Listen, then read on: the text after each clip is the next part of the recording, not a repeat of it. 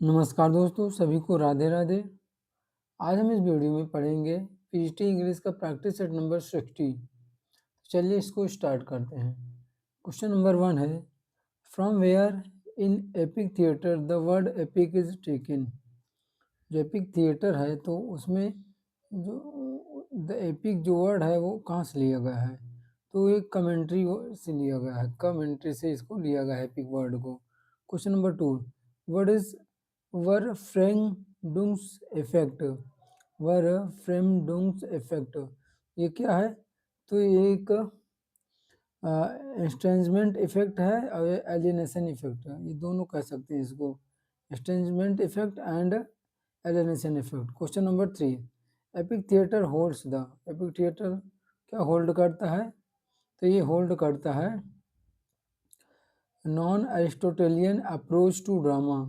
Non Aristotelian approach to drama को ये hold करता है epic theatre. Question number 4, what is post colonial literature. Post colonial literature क्या है, तो ये है literature by people from formerly colonised countries. ये पोस्ट कॉलोनियल लिटरेचर है, लिटरेचर बाय पीपल मतलब वह लिटरेचर जो पीपल के द्वारा हो, फ्रॉम फॉर्मली कॉलोनाइज्ड कंट्रीज के द्वारा हो जो। Question number 5, from which country Toni Morrison belong to. Toni Morrison किस कंट्री से बिलोंग करते हैं, तो बिलोंग करते हैं अमेरिका से। Toni Morrison belong to America. Question number 6,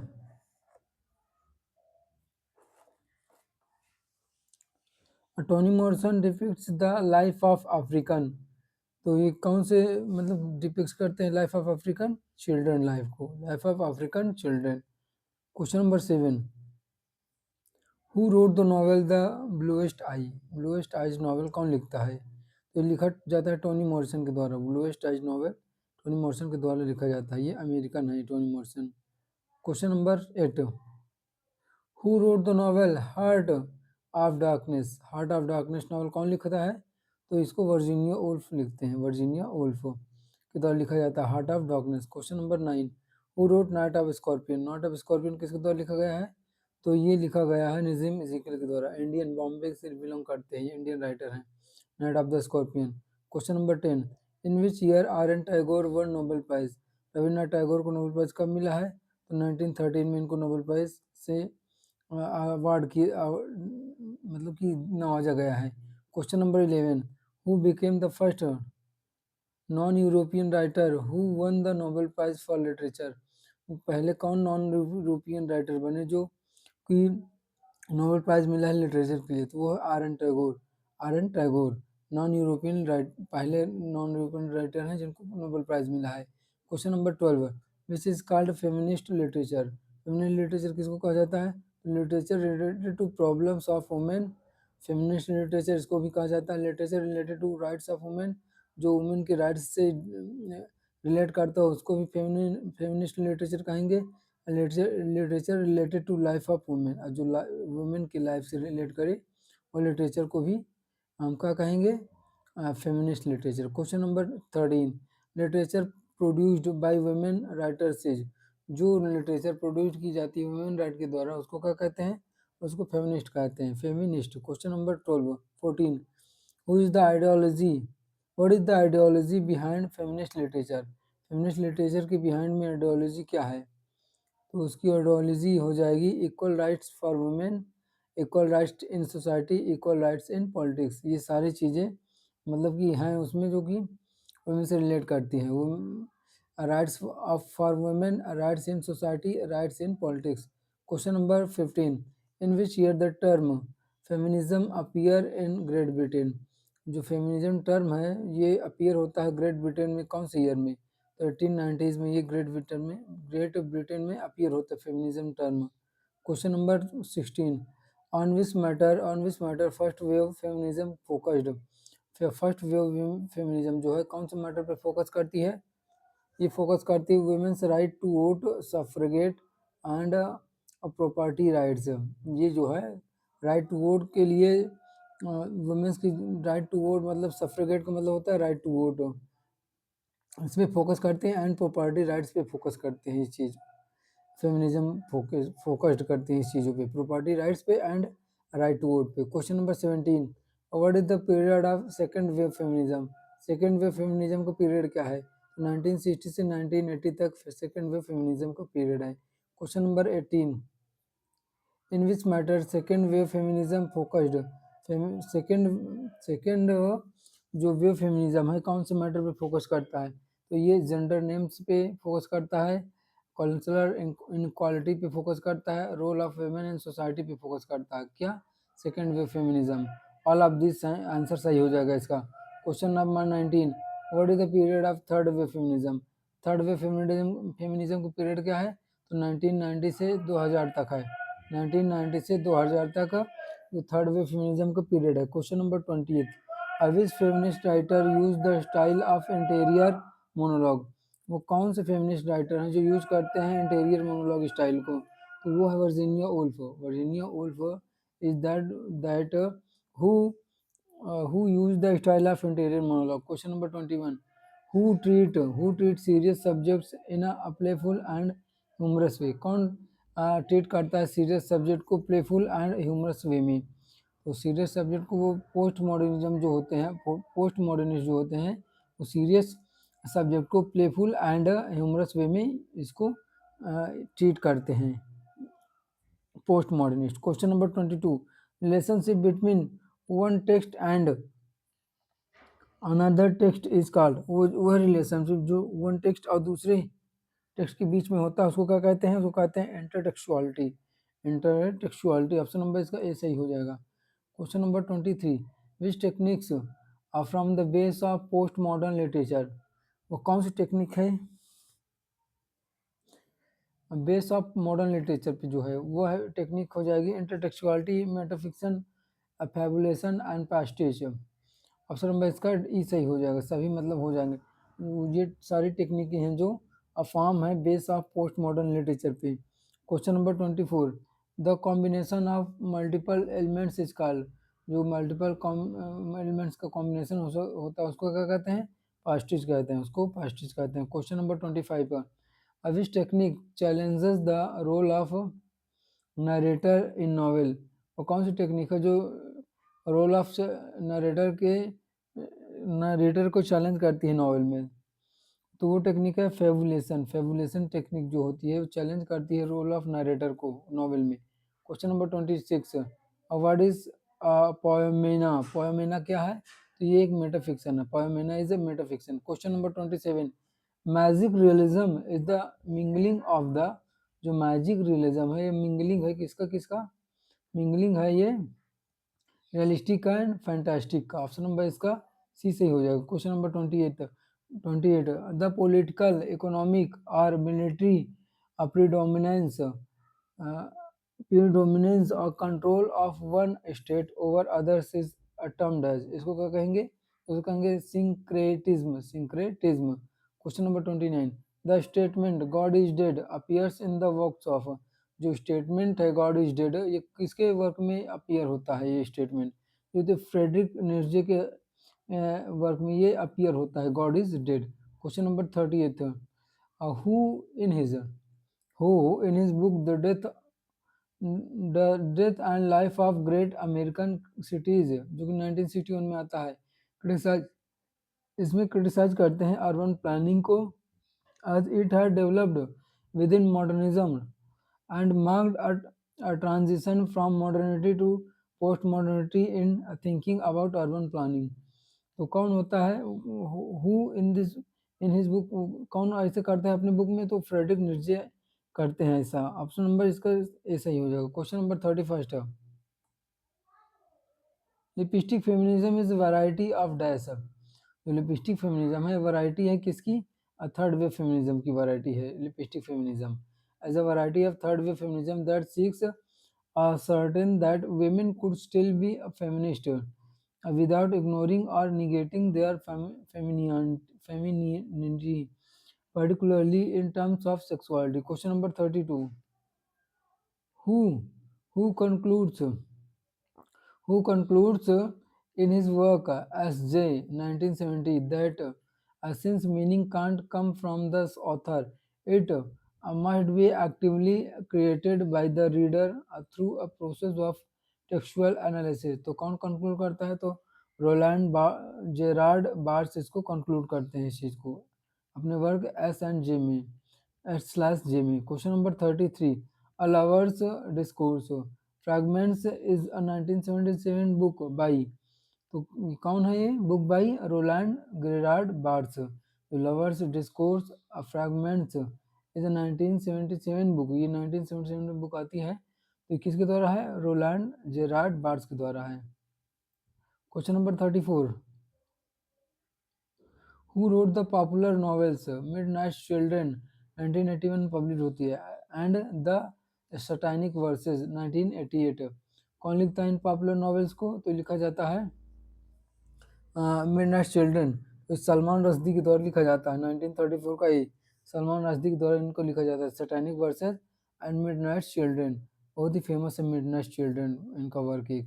question number 35, who coined the term historiographic metafiction to refer to works that fictionalise actual historical events और figures. कौन कॉइन करता है इन टर्म को? तो लिंडा हैशियन इनको कॉइन करते हैं इस टर्म को, Linda Hutcheon. Question number 36, Catch 22 is a satirical war, एक सैटारिकल वार है, वॉर नॉवेल है, published in 1961 by American author. जो कैश 22 है एक सैटारिकल वॉर नॉवेल है, पब्लिश होता है 1961 में, अमेरिकन ऑथर किनके द्वारा? जोसेफ हेलर के द्वारा, Joseph Heller.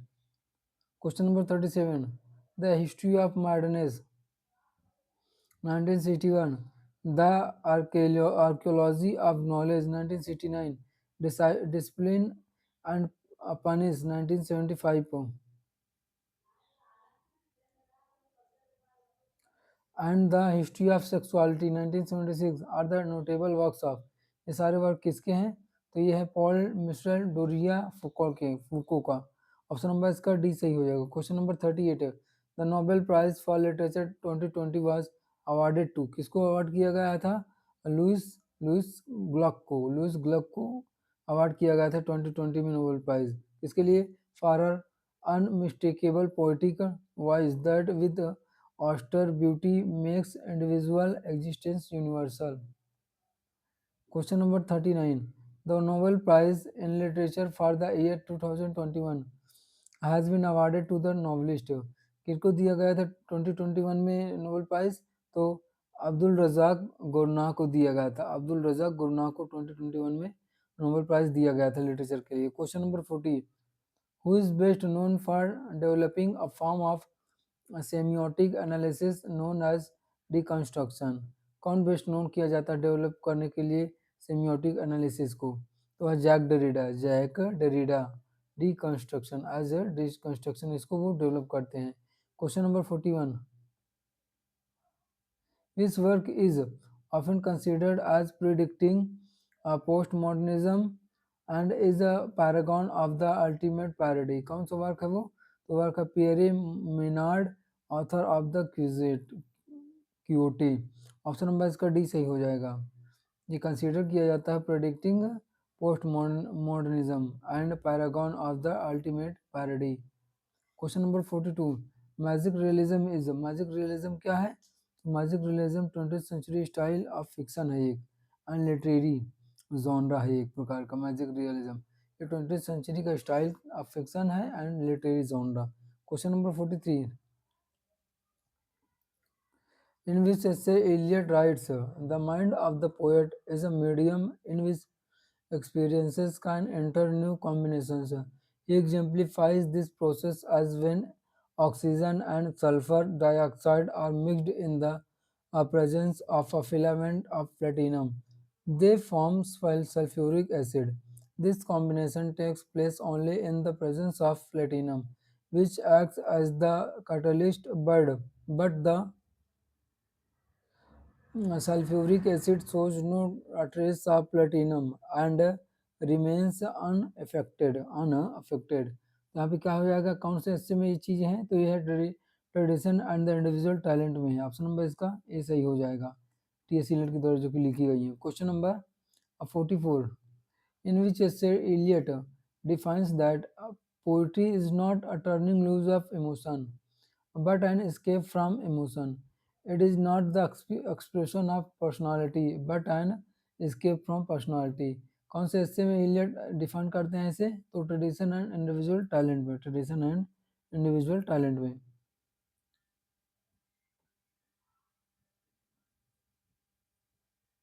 Question number 45, choose the correct figure of speech in the following sentence. The camel is the ship of desert, तो इसमें कौन सा फिगर ऑफ स्पीच हो जाएगा? इसमें हो जाएगा मेटाफर, कैमल को यहाँ पे सिप कर दिया गया है। क्वेश्चन नंबर 46, यहाँ पे फिगर ऑफ स्पीच चूज करना है इस वर्ड का। तो quality of mercy is not strained, it droppeth as the gentle rain from heaven. तो यहाँ पे एज दिया हुआ है, इससे हम पता पाएंगे कि यहाँ पे एक सिमली है। Question number 47, like patient etherised upon a table, इसमें कौन सी फिगर ऑफ स्पीच है? लाइक अ पेशेंट, तो इसमें हो जाएगा 47 का आंसर नंबर यहाँ पे हो जाएगा सी। इसमें लाइक दिया हुआ है, तो इससे पता चलता है यहाँ पे सिमली हो जाएगा। Question number 48, he is too fond of red tape, तो यहाँ पे कब कौन सा हो जाएगा? मेटोनमी, चेंज ऑफ वर्ड है यहाँ पे, he is too fond of red tape. Question number 49, figure of speech pluck from the memory a rooted sorrow is, इसमें हो जाएगा hyperbole, hyperbole, pluck from the memory a rooted sorrow is, इसमें हो जाएगा figure of speech hyperbole. Question number 50, Wordsworth fell in love with a French woman Annette Vallon, who in 1792 gave birth to their daughter। तो किसको? Carlin, Carlin daughter होती है जो ये पढ़ता है एनेट वेलन के प्यार में 1792 में, जो कि उसकी बेटी होती है कार्लेट, उसके द्वारा। Question number 51, Wordsworth wrote the sonnet, it is a beauteous evening, calm and free, recalling a seaside walk with the 9-year-old। तो यहाँ हो जाएगा कैरोलिन, कैरोलिन सोनेट लिखते हैं, it is a beauteous evening उसके लिए। Question number 52, the first volume of lyrical ballot 1798 was published under the author name of, मतलब author, इन author का नेम क्या होता है इसमें, जो कि पब्लिश होती है 1792 में? तो किसके अंडर में पब्लिश होती है? तो ये पब्लिश होती है Wordsworth and college. Option number इसका सी से हो जाएगा। Question number 53, which work of Wordsworth were criticised and rejected in the words impossible that the play should succeed in the representation. तो कौन सा वर्ड्सवर्थ का वर्क है जो क्रिटिसाइज किया गया था इस तरह से? तो है the borders, the borders. Question number, ये एक प्ले है। Question number 54, who was John Walking Stewart that met Wordsworth in Paris in 1792? ये कौन था जॉन वॉकिंग स्टीवर्ट? तो ये एक एन इंग्लिश फिलोसफर था and a traveller who wrote the apocalypse of nature, जो अपोकैलिप्स ऑफ नेचर लिखता है। Question number 55, who praised Wordsworth as the poet of humanity? As a poet of humanity से Wordsworth को कौन praise करता है?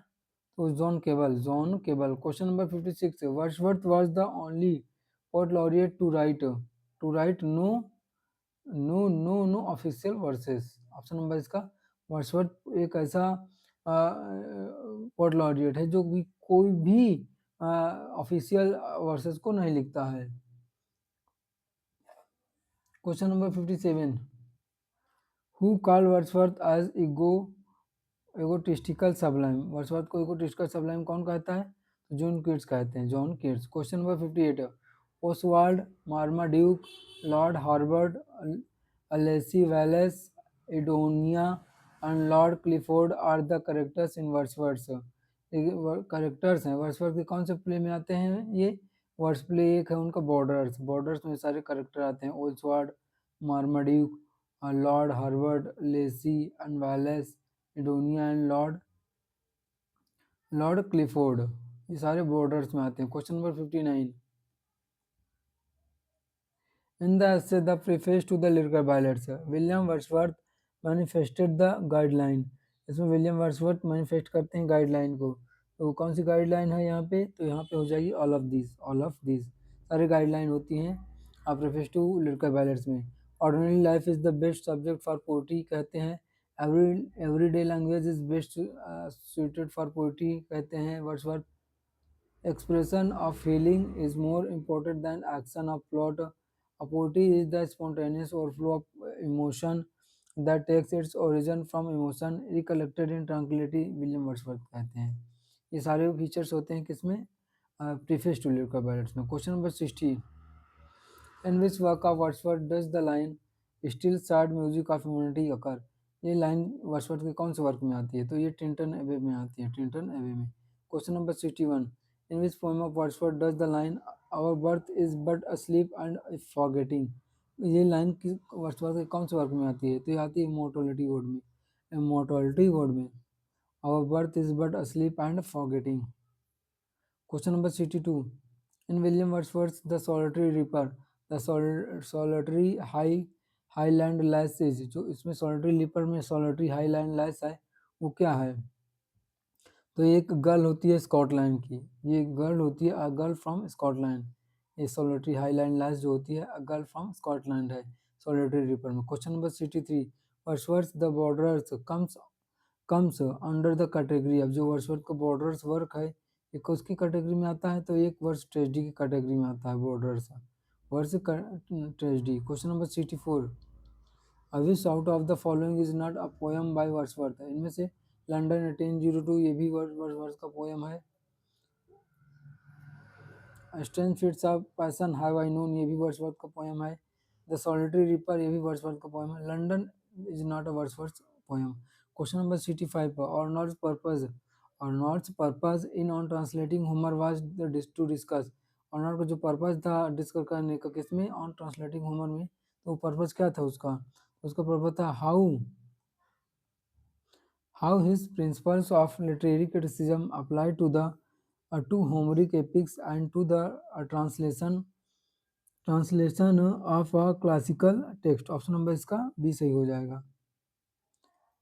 Question number 66, which of the following translations are discussed in our notes on translating Homer, किस प्रकार का translation जो इसमें डिस्कस किया गया था ऑन ट्रांसलेटिंग होमर में, तो इसमें ये सारे प्रकार translation are discussed, which of the following translations, इन सभी का ट्रांसलेशन उसमें डिस्कस किया गया था ऑन ट्रांसलेटिंग होमर में। किनका सबका, जॉर्ज चॉपमैन के ओडिसी का, अलेक्जेंडर पोप्स के इलियड का, विलियम कॉपर्स के इलियड का, एंड ऐसा बोर्ड के चार्ल्स राइट्स इलियड का, एफ.डब्ल्यू. न्यूमैन्स का इलियड, इन सभी का मतलब कि ट्रांसलेशन होता है ऑन ट्रांसलेटिंग होमर में। Question number 67, Arnold's culture and anarchy is a series of periodical essays first published in Cornhill magazine 1867 to 68 and collected as a book in 1869। the preface was added in, preface कब add किया गया था, 1875 में इसमें preface add किया गया था culture and anarchy में। ये सीरीज है periodical essays की, पब्लिश होती है कॉर्नहिल मैगजीन में, कल्चर एंड एनार्की पब्लिश होती है कॉर्नहिल मैगजीन में 1867 से 1868 तक, कलेक्ट होती है बुक में 1869 में, पूरी बुक फॉर्म में आती है। प्रीफेस वाज एडेड, अब इसमें प्रीफेस ऐड किया गया था 1875 में, किसमें, कल्चर एंड एनार्की में। Question number 68, who wrote culture and anarchy is a study of perfection, seeks to do away with classes, to make the best that has been thought and known in the world current everywhere, to make all men live in atmosphere of sweetness and light। यहाँ पे हो जाएगा और not लिखते हैं इसे culture and anarchy में। Question number 69, which of the following term is discussed in culture and anarchy, कौन सा टर्म डिस्कस किया जाता है कल्चर एंड एनार्की में, तो culture and Hebraism, sweetness and light, barbarian and philistine, ये सारे टर्म डिस्कस किए जाते हैं कल्चर एंड एनार्की में, 1869 में पब्लिश होता है। Question number 70, in which work Arnold wrote the grand style arises in poetry, when a noble nature poetically gifted treats with simplicity or with severity a serious subject, तो यहाँ पे क्या हो जाएगा, ऑन ट्रांसलेटिंग होमर 1861 में इसमें इस work में कि लिखा गया था, the grand style arises in poetry, ये सब ऑन ट्रांसलेटिंग होमर कब आया था, 1861 में आया था, 1861 में। क्वेश्चन नंबर 71 देखते हैं। In which work Arnold wrote, for the creation of masterwork of literature, two powers must concur, the power of the mind and the power of the moment, and the man is not enough without the moment। तो कौन से work में है, the function of criticism at the present time, 1864 में आता है। Option number इसका B सही हो जाएगा। Question number 72, in which work Arnold wrote, there is the a world of ideas and there is the world of practice. The French are often fast suppressing the one and the English the other, but neither is to be suppressed। यहाँ पे हो जाएगा, कौन से work में है ये चीज़ें लिखी गई हैं, तो the function of criticism at the present time में लिखी गई हैं। 1864 में आता है the function of criticism at the present time, Matthew Arnold के द्वारा लिखा गया है। Question number 73, who wrote in his work the functions of criticism at the present time, 1864। कौन लिखता है, I am bound by my own definition of criticism, मैं अपने खुद की क्रिटिसिज्म की डेफिनेशन में बंधा हुआ हूँ। I disinterested endeavour to learn and propagate the best that is known and thought in the world. तो हो जाएगा, कौन कहता है, मैथ्यू आर्नोल्ड। ऑप्शन नंबर इसका ए सही हो जाएगा। Question number 74,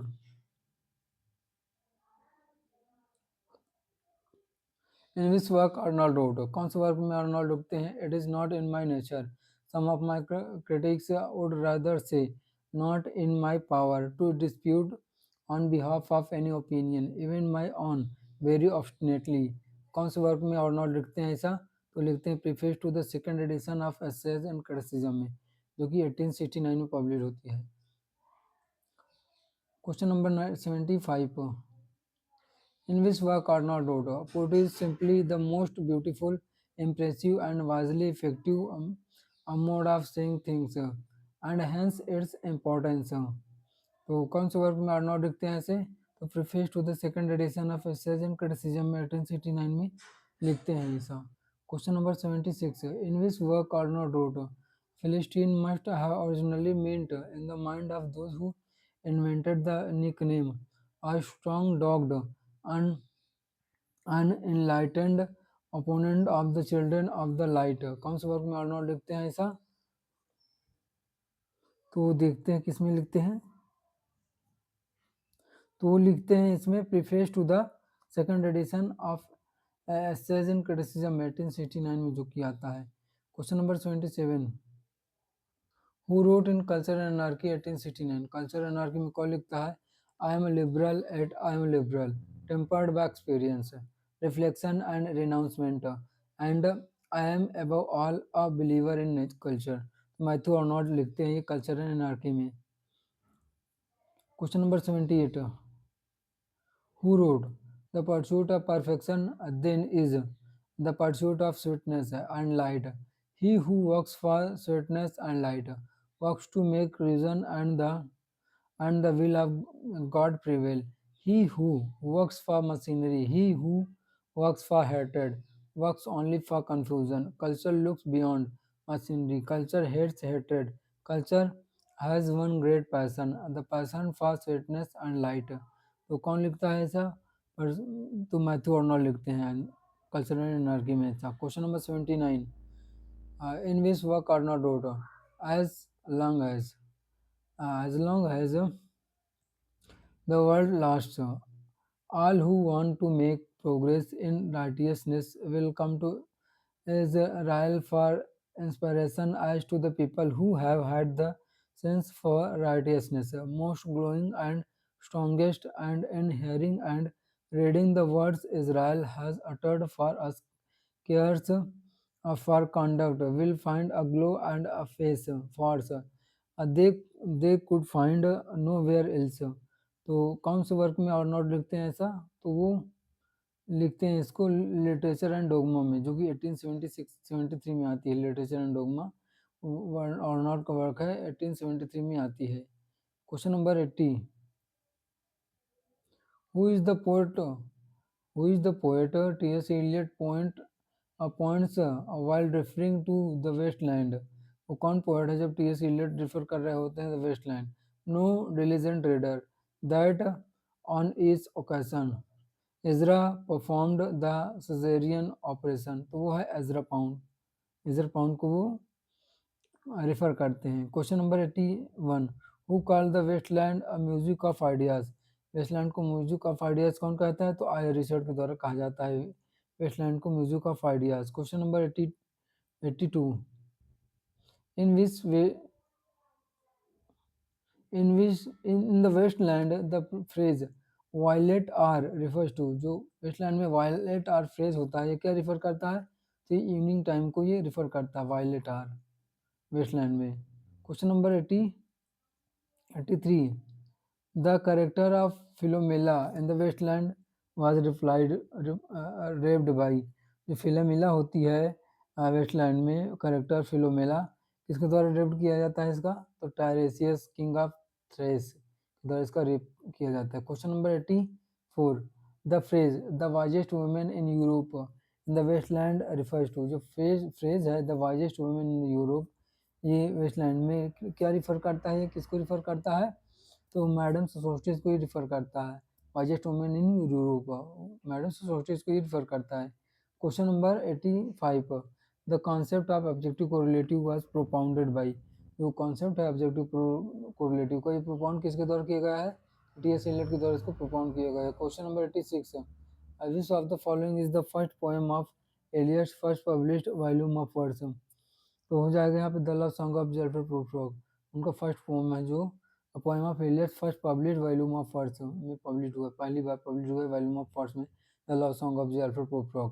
question number 87, T S. Eliot declared himself to be T S. Eliot अपने आप को क्या वो डिक्लेयर करते हैं? As a Catholic. Question number 88, which of the following is not a drama by Eliot? इसमें ड्रामा किस एलियट के द्वारा कौन सा नहीं है?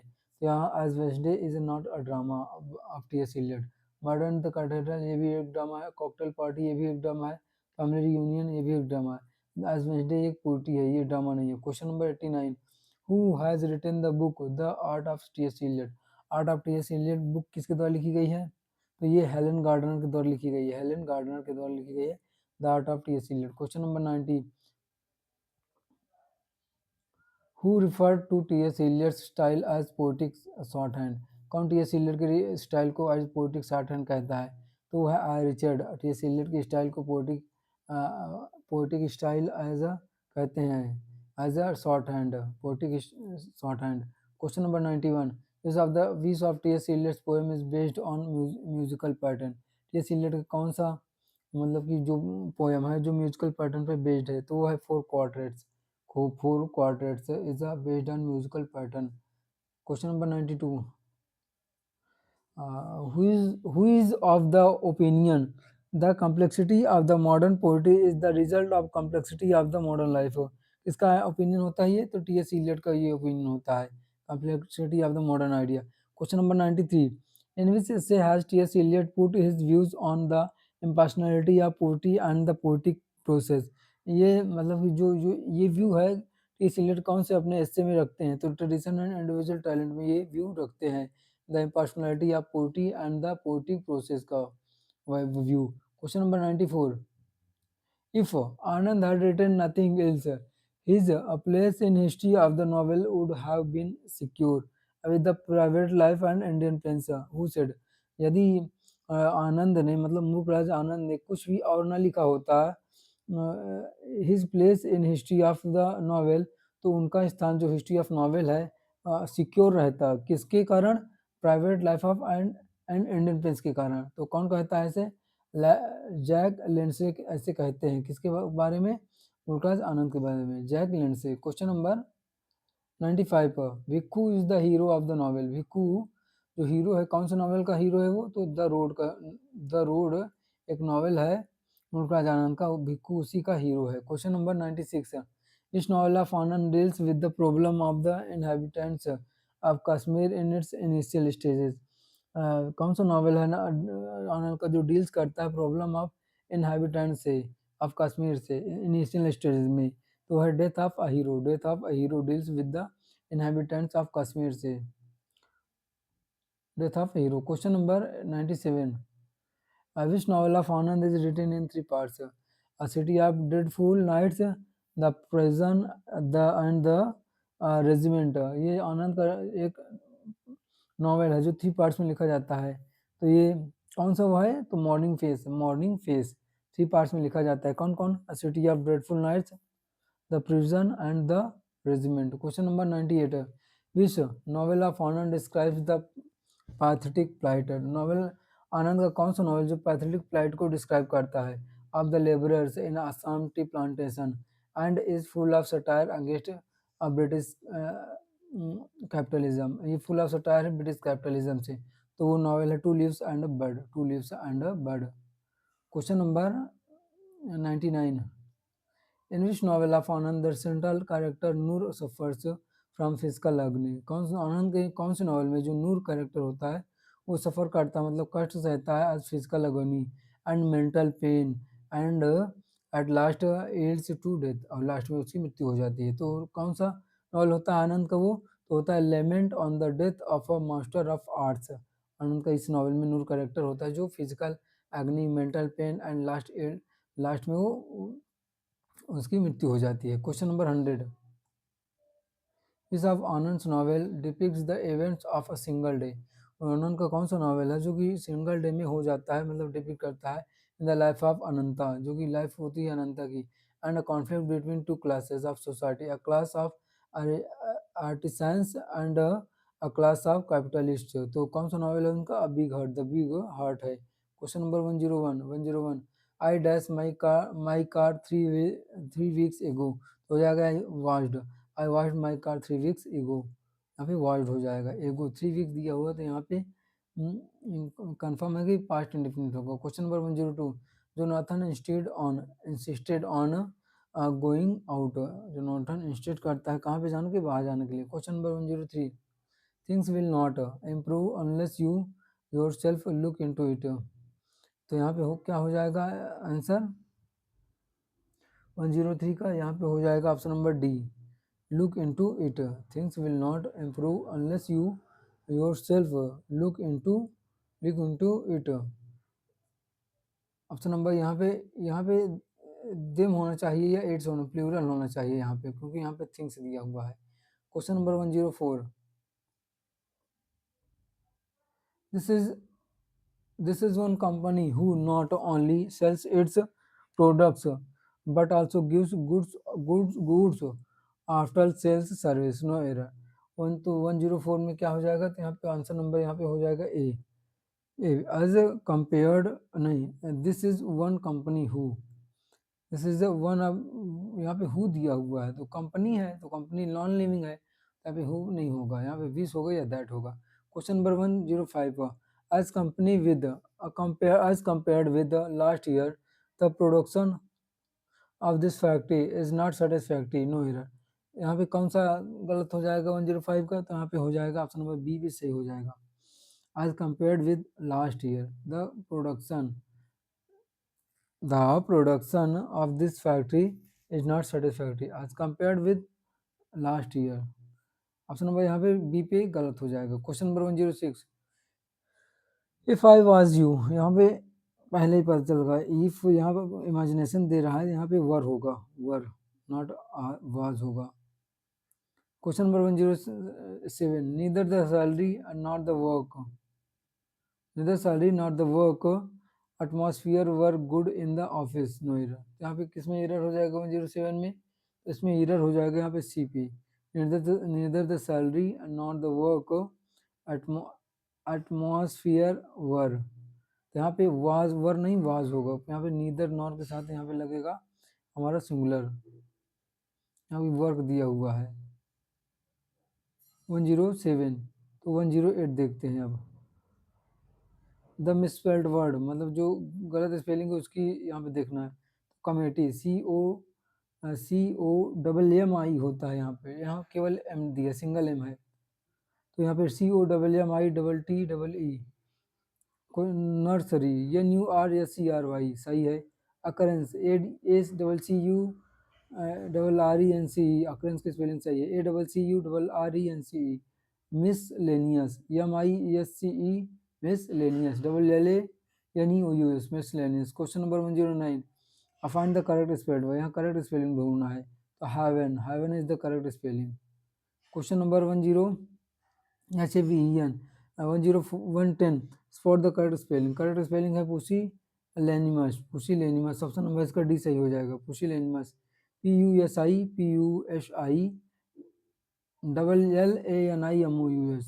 Pushy, PUSI, pusillanimous. अब यहाँ पे पैसेज दिया हुआ है, इसको पढ़ते हैं फिर करते हैं इसका आंसर। वेदर और not the Aryans of the Vedic period knew the sea. By the time of Buddha, hardly sailors had probably circumnavigated the subcontinent and perhaps made the first contacts with Burma, Malaya, and the island of Indonesia.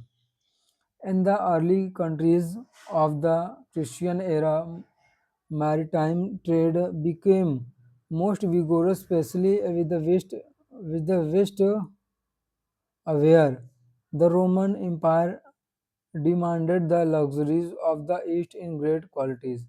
With the fall of the Roman Empire, the trade with the West declined somewhat, though it was maintained by the Arabs and improved gradually with the rising material standards of the medieval Europe.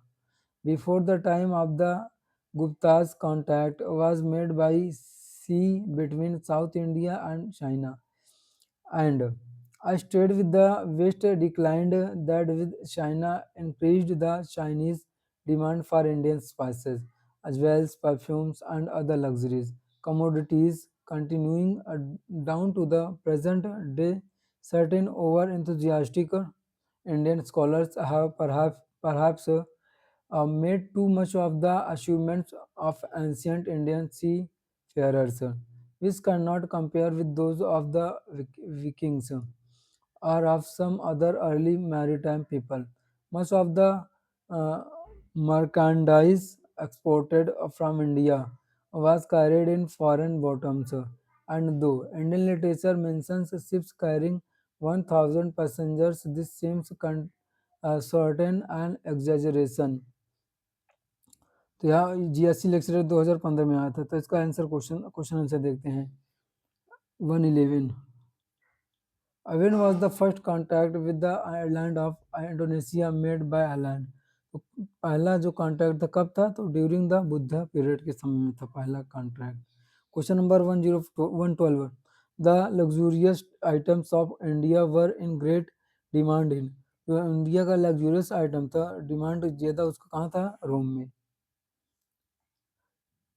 Question number 113, the trade with China flourished in the, जो चेज है trade है China के साथ flourished हुआ है किस पे, इन द गुप्त पीरियड, के पीरियड में ये फ्लरिड हुआ है। 114, dash were in great demand in China, great demand were in China, तो क्या था ग्रेट डिमांड चाइना में, तो the spices, jewels, perfumes and other luxurious commodities. 115 question number, Indian ships that sailed the seas in ancient times were generally, क्या थे, generally very large, बहुत large थे Indian ships।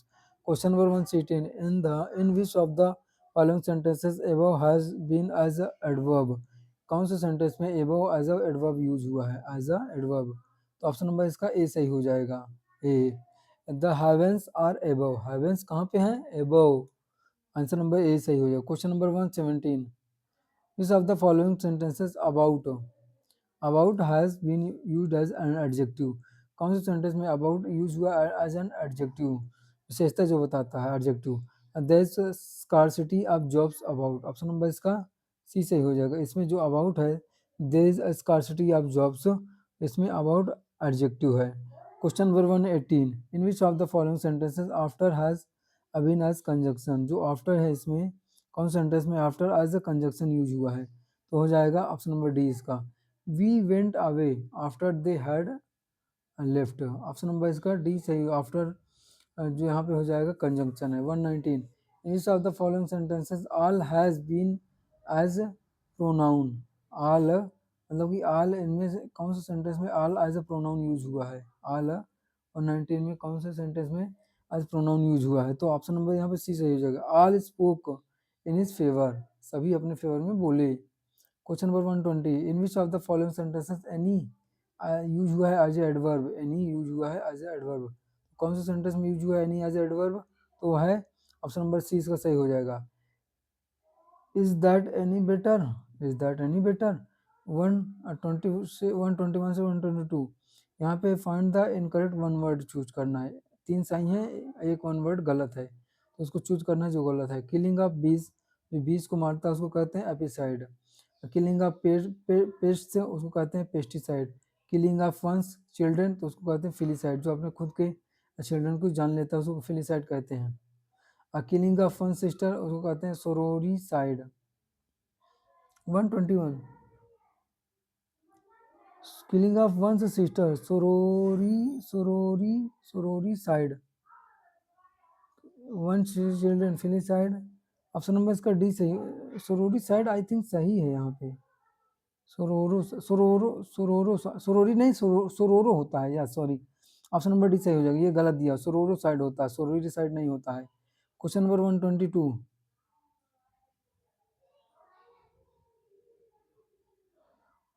Old age, old age when man behaves like a fool उसको क्या कहते हैं, तो उसको कहते हैं डोटेज कहते हैं। इसमें डबल टी नहीं होता है, इसमें एक टी होता है, डोटेज। जब आदमी मतलब कि बिहेव्स करता है लाइक अ फूल उसको कहते हैं ओल्ड एज में, उसको कहते हैं डोटेज। One who believes one is god, जो बिलीव करता है कि गॉड एक है, तो उसको कहते हैं थियोमानिया। ऑप्शन नंबर इसका इसको थियोमानिया हो जाएगा। ऑप्शन नंबर इसका ए सही है, क्योंकि यहाँ पे रोटेज दिया हुआ है तो ये गलत है, क्योंकि यहाँ पे इनकरेक्ट ही पूछा है, तो ये ऑप्शन नंबर एक इनकरेक्ट है और सारे सही है। देख लेते हैं ऑप्शन फिर भी। One who believes in the God उसको क्या कहते हैं, मोनोथीस्ट। जो एक गॉड पे बिलीव करता है उसको कहते हैं monotheist. One who believes in many god, जो बहुत सारे भगवान पे विश्वास करता है उसको कहते हैं polytheist. Choose the correct form of abstract noun, यहाँ पे given verb. Choose the correct form of abstract noun from the given verb, verb से अब्स्ट्रैक्ट नाउन दिया हुआ उसको चूज करना है हमें। यहाँ पे एक्ट, एक्ट क्या हो जाएगा, तो यहाँ पे हो जाएगा एक्शन। 124 अपीयर तो हो जाएगा अपीयरेंस। ब्रेव, बिहेव का अब्स्ट्रैक्ट अब्स्ट्रैक्ट प्रोनाउन क्या हो जाएगा, तो बिहेवियर हो जाएगा। तो दोस्तों हमारा यहाँ पे 125 क्वेश्चन कंप्लीट हुआ प्रैक्टिस सेट नंबर 60 का। कल मिलते हैं नेक्स्ट वीडियो में, तब तक के लिए राधे राधे।